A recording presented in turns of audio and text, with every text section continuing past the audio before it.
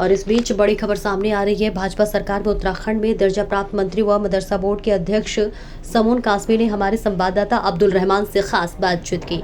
भाजपा सरकार के सेवा सुशासन एवं गरीब कल्याण की 11 वर्ष सफलतापूर्वक होने में सरकार की उपलब्धियां गिनवाई। देखिए टुडे 24 न्यूज जनपद बिजनौर अब्दुल रहमान की रिपोर्ट।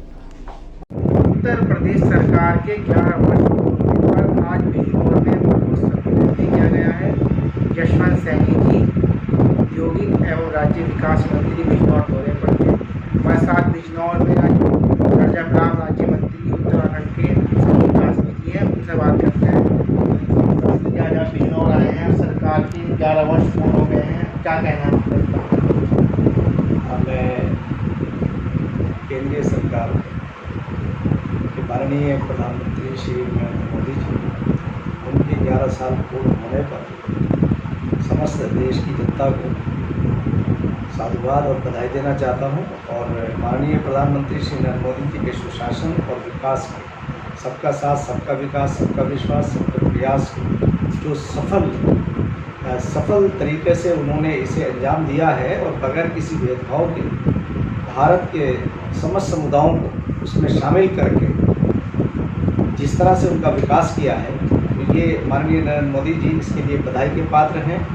और समस्त जनता को जिस तरह से लाभ हुआ है, मैं समझता हूँ कि आज़ादी के बाद से पहली सरकार है जिसने बगैर किसी भेदभाव के सुशासन और विकास को प्राथमिकता दी। आज देश के हर वर्ग का कल्याण हुआ है।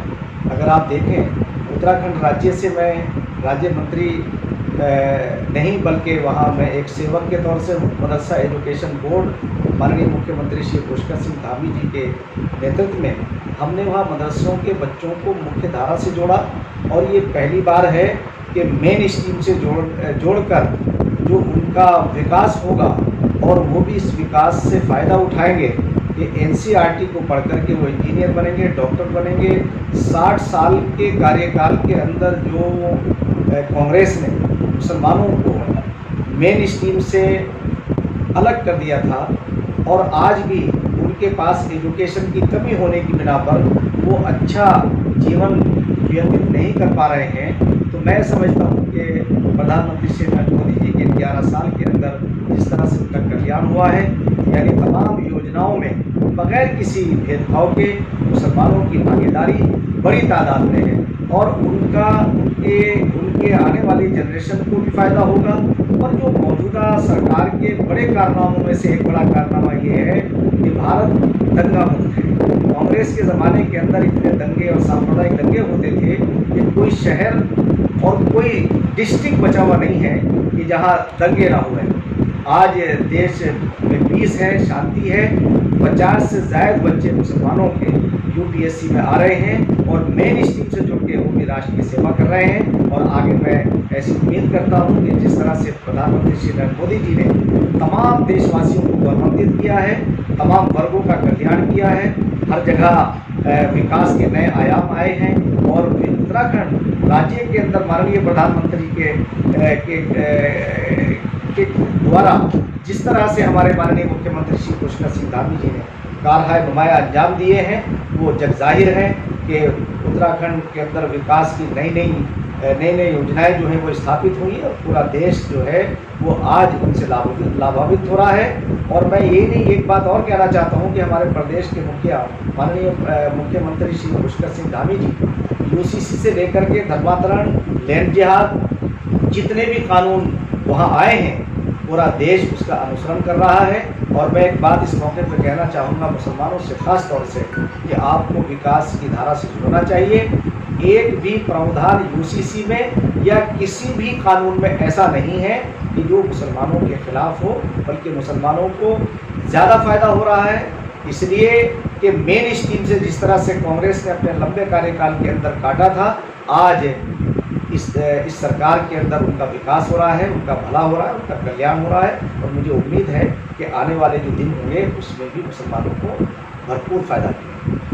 पहलगाम में आतंकी हमला हुआ, उसमें निर्दोष लोगों को मौत के घाट उतार दिया गया आतंकवादी द्वारा। माननीय प्रधानमंत्री जी ने ऑपरेशन सिंदूर चलाया और पाकिस्तान में मुंह तोड़ दो घर में घुस के मारा। इस बारे में क्या कहना चाहते हैं? देखिए, पाकिस्तान जिसका नाम तो पाकिस्तान है मगर उसके इरादे पाक नहीं हैं। उसने जिस तरह से जो षड्यंत्र किया और हमारे निहत्थे भाइयों को, हमारी बहनों के सामने उन्हें शहीद किया, ये ऐसी कायराना उनकी हरकत है कि जिसे इंसान नहीं कहा जा सकता, बल्कि दरिंदों में भी थोड़ा सा कहीं ना कहीं एक उनमें हमदर्दी की सहानुभूति आ जाती है।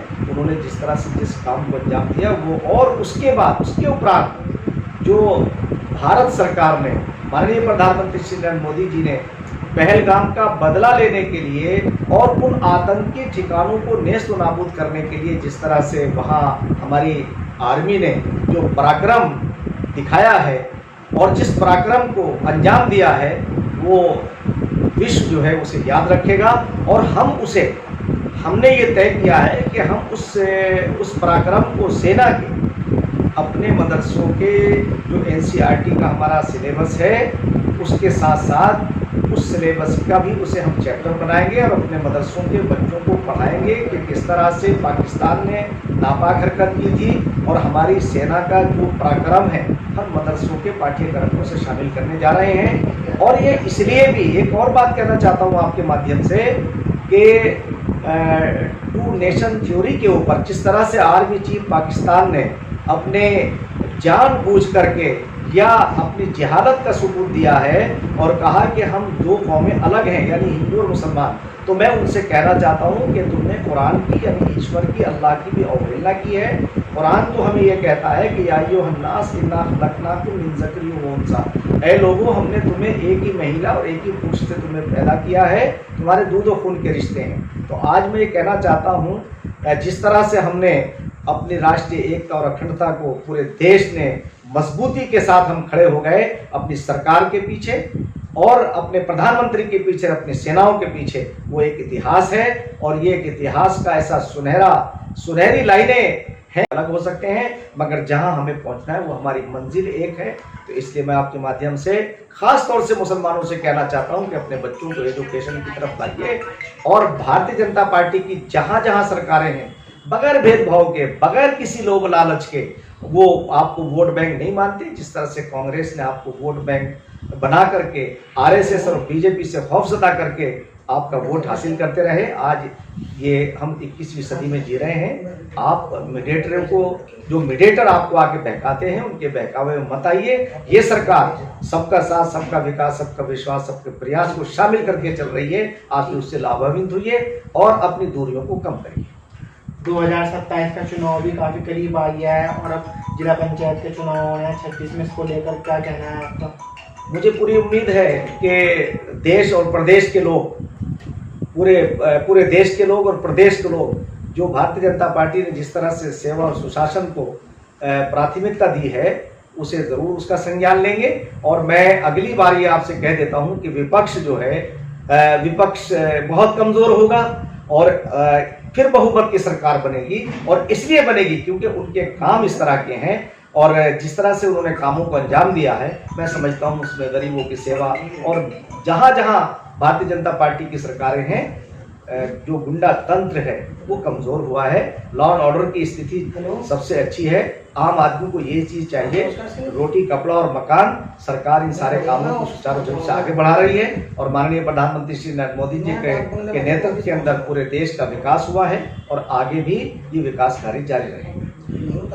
हमारे साथ सरकार में उत्तराखंड के दर्जा प्राप्त मंत्री समून कासमी जी, जिनका साफ जोर से कहना है सरकार की उन्होंने उपलब्धियाँ गिनवाई, सरकार ने कितना काम किया, बिजली की व्यवस्था अच्छी है और सड़क, पानी सब बेहतर है। कैमरामैन जावेद के साथ अब्दुल रहमान, टूडे 24 न्यूज़।